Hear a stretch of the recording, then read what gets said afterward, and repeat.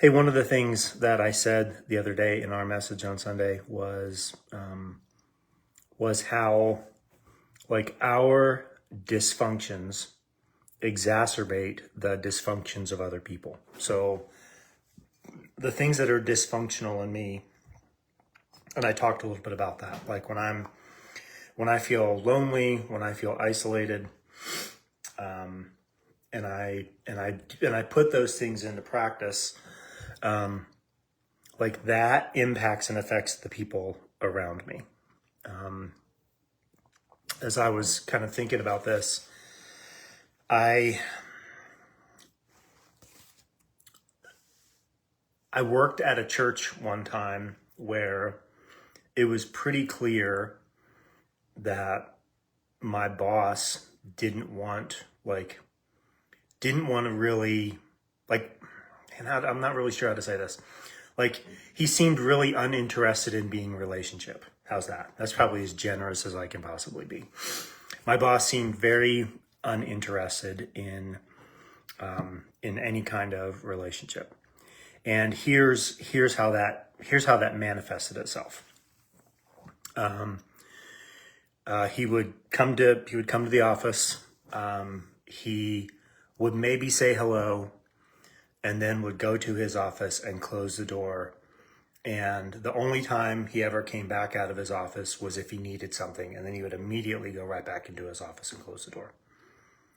I'm kind of a person who, which is a little weird for me because I think I'm an introvert. At one of the other churches I worked at, there was a lot of interaction with my boss.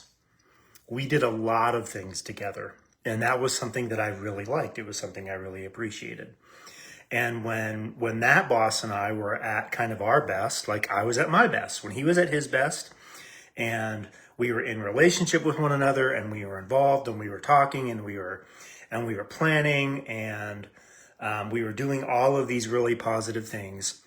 That made me function at my best. But now when I'm working for someone who I would say was very dysfunctional, that brought out my worst, because I also have a tendency, as I said, to feel alone and to isolate. So when that boss would do what he did in his dysfunctions, that would bring out my desire to be alone and to isolate myself. And I would want to do those things. And then like those little kind of things of anger and bitterness would start to kind of creep into my life. Now, obviously, I'm in control of that, right? I can make a decision about how I want to do things. But the truth is, our dysfunctions often exacerbate the dysfunctions of other people. And really what that means is the things that we do impact and affect other people. Here's Galatians 2:13. As a result, so this is when Peter stopped eating with the Gentiles. As a result, the other Jewish believers followed Peter's hypocrisy, and even Barnabas was led astray by their hypocrisy. Like, there are so many things we have to understand. Here's the short version. Going all the way back into the Old Testament, there were two people, there were Jews and there were Gentiles, and they did not mix together. The Jews were not supposed to be around the Gentiles.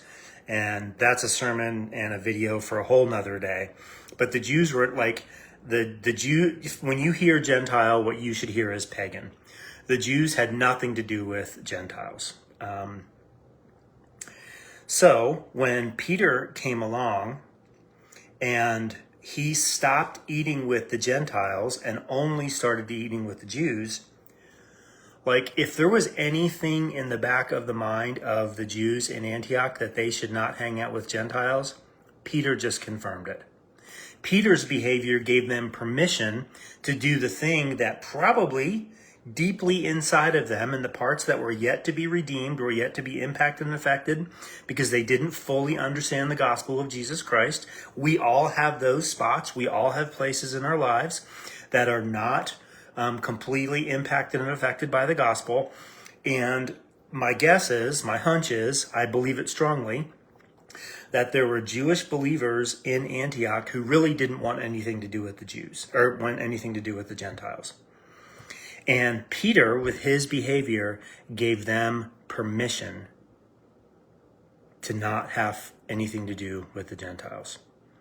So Peter's dysfunction of people pleasing, of being afraid of the friends of James, his dysfunction exacerbated the existing dysfunction within the Jewish believers of the church.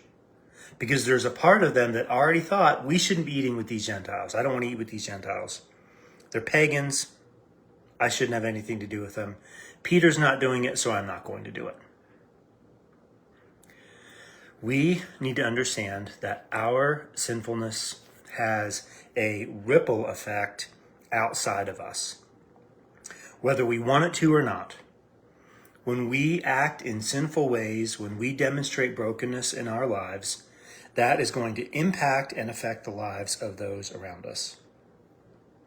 As I said on Sunday, like for me, when I act in ways that are counter to the gospel, like that's going to impact my wife.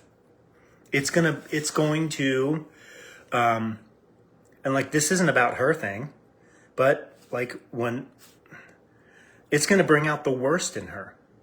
It's going to exacerbate what her dysfunctions are. And when we are people who are, like, I'm just going to pick on anger and bitterness.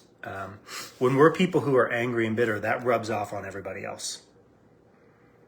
And I would say when we are functional people, like imagine what it would have been like if Peter had stood up to these friends of James and continued to sit with the Gentiles. Like we wouldn't, part of this letter we wouldn't have, right? We impact and affect the lives of other people. And we do that for good and we do that for bad. Our dysfunctions exacerbate the dysfunctions of others. And the way that we are functional exacerbates and brings out the best in others, brings out the functionality of others.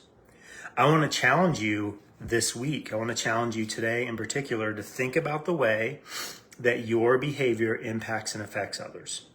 Like I got to think about this every day when I go to the office.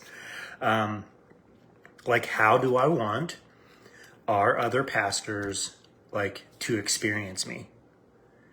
Because that's going to kind of set the tone for the day.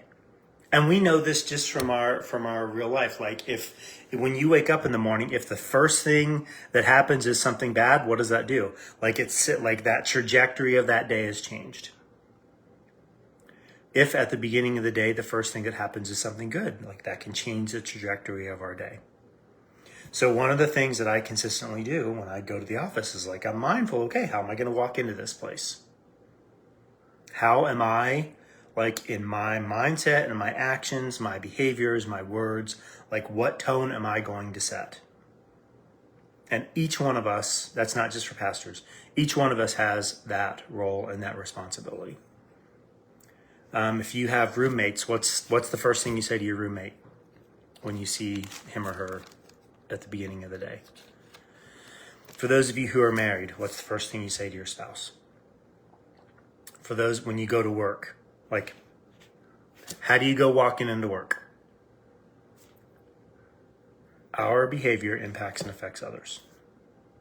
Let's use that responsibility that we have well and love others and set the tone that says, God is great. God's grace is sufficient. God loves me, and he loves you too. We'll talk to you again soon.